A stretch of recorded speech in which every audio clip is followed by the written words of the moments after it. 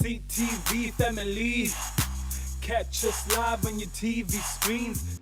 On Monday on the show, you had the starting lineup ka Ekse. There was Lwandile Mihlali Sinalo, Awonke Lamelimun, as well as Lauren Joffe. Yes. There we had the motivation from V. Yes. And a whole lot more happened on that day. And then on Tuesday, Ulwandile made us a beautiful dish from Amazamba, because it was World Potato Day. Yes. Wednesday, which was yesterday, we celebrated couples. Yes. And we had that band, chapters.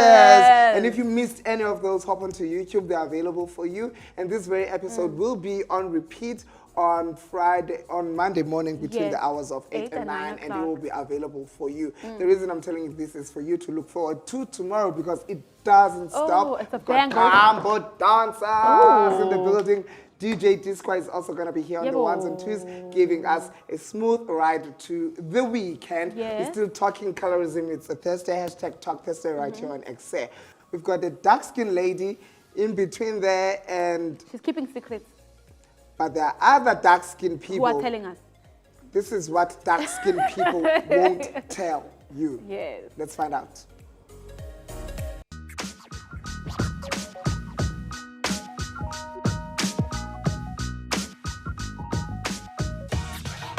It's something that I don't usually talk about because I'm afraid that I'm making people uncomfortable. It's something that affects me in almost every aspect of life.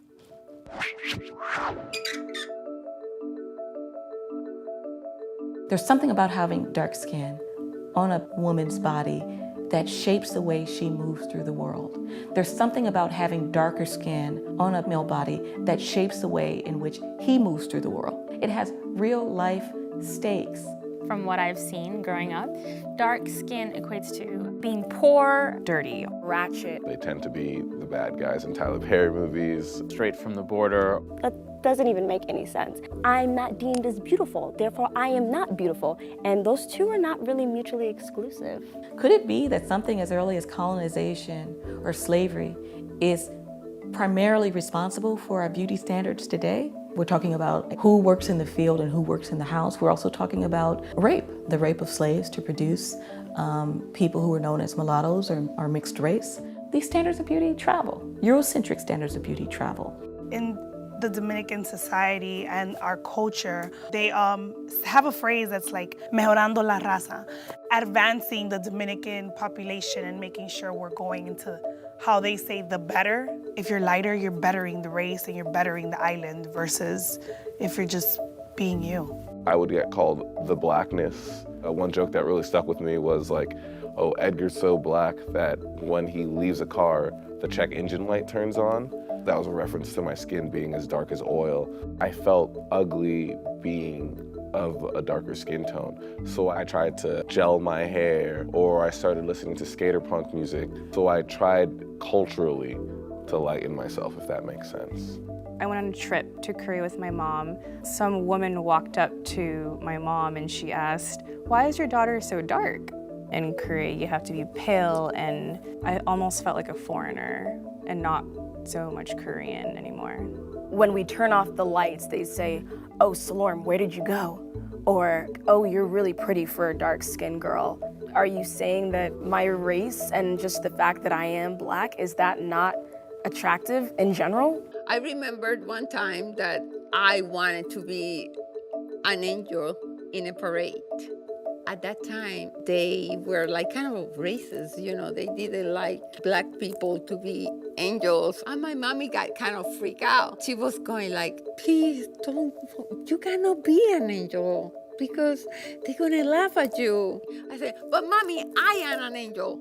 And finally, I was an angel. And I was the only black angel walking in the street. And my mommy was so proud about it, and I was proud too.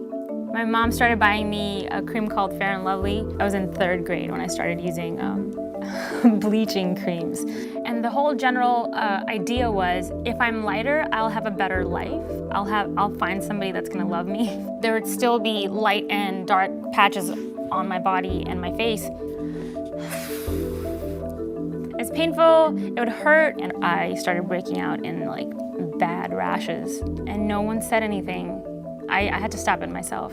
How do we fix this? We think critically about colorism. We think about where it began and where it begins and ends with us. I think change starts with providing more diversity. You know, providing more examples of people that look like you. If you look at telenovelas, they usually cast the dark-skinned person as the villain. And if you never met a Latino before, you're gonna somewhat think that. So in Japanese media, I honestly don't think I've ever seen a darker skinned female.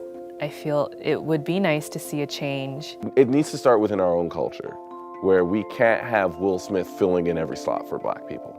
Giving dark-skinned people roles that are not only supporting roles, but leading roles. I mean, a legit badass 007 Latino James Bond, that'd be pretty dope. I'm just saying. If I could give a message to someone like me, who's kind of looking at himself and feeling insecure. Just know, baby, you beautiful.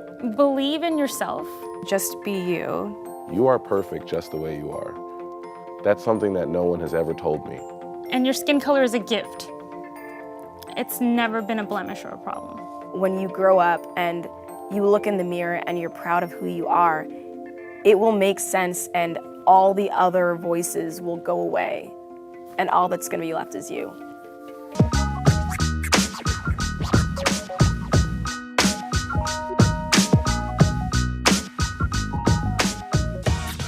That's the polishes of skin color. Whether you're from Ethiopia or Italy, doesn't matter, Haiti, Brazil, Puerto Rico, all the people face what you're facing today and you cannot single yourself out. Just laugh at their face when they're talking about your skin color. For so long. Because it's none of their business. For so long, skin problems have been such a huge issue. And I feel like it's not spoken enough about. And now, only recently, people are having these very important conversations about what is colorism, what does it look like.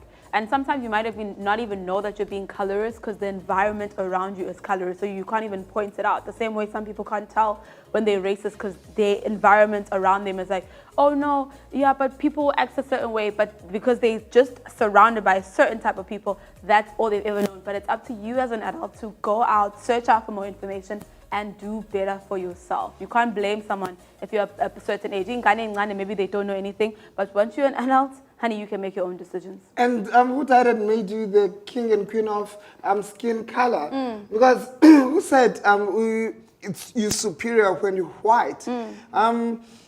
Because the next thing they're gonna call you pink and you go running and you cry and you call somebody. Ooh, guys, you are tiring. That was just like, I'm tired. I'm exhausted. Yeah. Mentally. Because you've got a big mouth and you're talking about things that have nothing to do with you. Mind your skin. Did you wash it today? Did you cleanse it? What did you do to enhance self before you go to the left and say, I don't like your skin color. What do you have to tell somebody who feels that way about you? You're too dark for me. I don't do black women. I'm not sure if I can say what I'm actually you can filter it if it's too strong of a language. Piss off. I would say the same. How do you defend yourself, Kay, from the haters? How do I defend myself? Well, nobody's perfect. Let's just be real. But I would say defending myself is black women are powerful, women in general, and it goes with what the beautiful lady has said, confidence, being confident in your skin, knowing who you are, and that's how I I go about love that, the confidence, because you can't walk out of your house and then somebody says, oh, some nyama, and then you go like, oh. Auntie, when you woke up and you looked at the mirror, what skin tone did you see? Are you being told news here? But also, I feel like it's very important for us as people to take accountability because there's so many things that go into how people feel about themselves, be it the influence at home. So when you speak something, like I've realized some people can be so reckless, like people will say like a small comment, but they don't know that it triggers you. So just don't say weird things to people. Like just don't say, even if it's a joke, like, oh, you look skinny today, shh. Or you're getting a little bit, shh. Or you're a little dark, shh. like, just don't say things to people because you genuinely don't know what people are going through, nor you're going to know how I'm going to take it. Maybe I've been bettering myself about this one thing, and then you say a little comment and it pushes me over the edge. Cindy, at grade 3, a little boy said something to you. How did that make you feel, and how did you overcome it? Well, it made me... What did he say? He said, yo, I was wamnyama, indon utravilanga. Yeah, translated in English would be... You've been driving. Why are you so dark? You look like you've been driving in the sun. Yeah. So the sun made you tan, basically. Yeah, so how it made me feel was, oh my gosh, I'm making these people so uncomfortable around me. I need to get out of here. So you blamed yourself? I actually blamed myself until I found a guy who was my friend, a really good friend. He was darker than me. He had flawless skin. And he came to me and was like, put up a smile on that dark face. Because he said, and I'm like, oh, okay, I'm going to put up a smile because he's always smiling. That's how it made me feel. It made me feel like I'm an outcast somewhere, somehow. But yeah, I just got over it. Dark-skinned people have flawless Absolutely. skin. I'm going to introduce you to Blacks. He's directing right now. You're going to see what I'm talking about. Yeah. He's the one that stands by the door, clapping. Now, talk to the haters. How do you defend yourself? And before they even come and step up to you, what should they look up for? Like, what are you going to tell them? We talked about this earlier on. I'm one person who filters energy. I'm one person who doesn't go with negativity. I stand by my confidence and you can't shake me. If I say I look beautiful, I always advise people also on my social media platforms because they always ask me, how do you stay so confident? Yeah. It is about you talking to yourself, reminding yourself that I am ubuhle, I am beautiful, I am sexy, I am whatever. And the minute you tell yourself and you're confident in that, trust me, you walk out of that door, a person can say whatever they want to say and I won't be shaken. I have always been told, oh, you're too big, you're too what. Today, those very same people are my followers, honey. Okay. I was once told that you've got too big of a mouth. I'm like, oh, I'm on TV now. Do you see it paying my bills now? Yes. That's how big it is. I don't think they see it. They don't see how it works for you. Okay, for the last, we have like a couple minutes left, but I want to find out, I feel like we need to turn the subject around. I want to find out, what do you guys celebrate most about your skin? What do you love most about your brown skin, or rather brown skin, before Lama comes for me? What do I love about my skin? Yes. It's unique, to be honest. Yeah. No one looks like me. Yeah. I'm me. Yeah. I'm not too light, I'm not too dark, I'm just there. Perfect. And Yeah, that's exactly. I perfect. was Same made for like you. this and Yeah. I accept me. Yes. You don't have to. You don't, that's You what I don't love. You have don't to. have to, but I will. But I will. Love that. Okay. For me, really, I love how God has blessed me with such a beautiful skin. I embrace it every day, and I couldn't be more grateful than to love it and to continue taking care of it. That's for me. Yeah. Sense? What I love most about my skin is when I stand in the sun. What happens there? Filter or no filter, makeup or no makeup, Hello? I It's still golden. look pink. You're eating. You don't need an iPhone 12. Never. I feel like that was my jam. That iPhone 12 was my jam. Yeah, that's what I love about my skin. Your skin tone got you to hype it up, so you gotta thank What are it. you saying? I'm kidding, white girls who can come through an audition. It was not about colorism. No, not at all. It's the paying black girls. Yeah. But definitely, most of what they've said. But what I love about my skin, it's self-care. Yeah. Having your self-care moment with yourself, it's absolutely amazing. And some days, you know, they'll give you some breakouts, but But most of the time, you know, It happens. exactly. So Everybody's feet stink besides mine. Like when you fart, it smells. So we are all the same but different, you guys.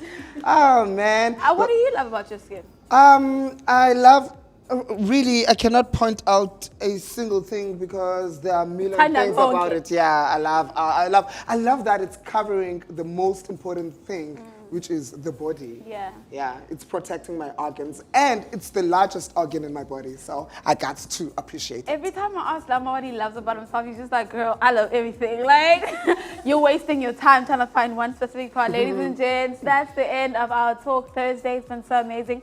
please do make sure you go on our socials, or rather make it personal. Send us a WhatsApp telling us what you love most about your beautiful skin, or actually what you love most about yourself in general. It is at 074-650-0202. I'll say it again, 074-650-0202. Yes, Andile, from Crossroad, we know you're crazy and you're going bananas about Andile. Let's Yes, talk he about the loves topic. watching. Stop with the voice now. I love how he always just sends a voice note about me, not really about anything that's happening on the show. Love you, Andile, but please cooperate with what's happening on the show. Tomorrow we've got an exclusive with DJ Naves as well as Spectacular. They got a brand new music video and a single that accompanies them with Usis Nogwazi. You do not want to miss the Friday edition. That is how we're taking you to the weekend. Thank you to everybody who has just joined us. Tomorrow it's another day. Welcome to Ekse Live between 8 and 9. It's the repeat. Up next is Open Studio. Bye.